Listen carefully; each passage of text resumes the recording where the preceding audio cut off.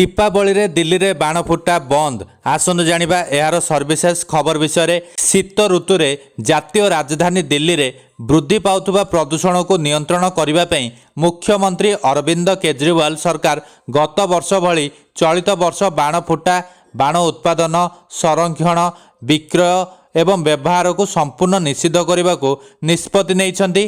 दिल्ली सरकार परिवेश मंत्री गोपाल राय कहते जे ऑनलाइन रे बाण विक्रय तथा वितरण उपरे प्रतिबंधक जारी रहिबो।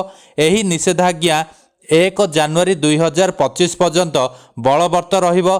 एही प्रतिबंधक को कड़ाकड़ी भावे लागू करने पर दिल्ली पुलिस डीपीसीसी एवं राजस्व विभाग सहयोग रे एक कार्य सूचना प्रस्तुत कराजिबो बोली गोपाल राय कहिसंती। गत वर्ष मध्य सेप्टेम्बर मासरे दिल्ली सरकार बाण बिक्री उपरे प्रतिबंधक घोषणा करथिले। परिवेश मंत्री गोपाल राय कहिसंती जे शीत दिने समस्त बाण बिक्री तथा फुटाइबा उपरे प्रतिबंधक लगाजिबो बोली मुख्यमंत्री निष्पत्ति नेइछंती। दीपावली अवसर में बाण फुटाइबा जोगु परिस्थिति अधिक खराब होइथाय। दिल्लीर सदर बजार, चांदनी चौक, कोटला, रोहिणी एवं लक्ष्मीनगर भली बजार बाण व्यवसायर मुख्य केन्द्र अटे। तेबे बाण फुटा एवं बिक्री उपरे होइतिबा निषेधादेश लोकंक रोजगार उपरे मध्य खराब प्रभाव पकाउछि बोली व्यवसायीक पक्षरु अभियोग करा जायछि।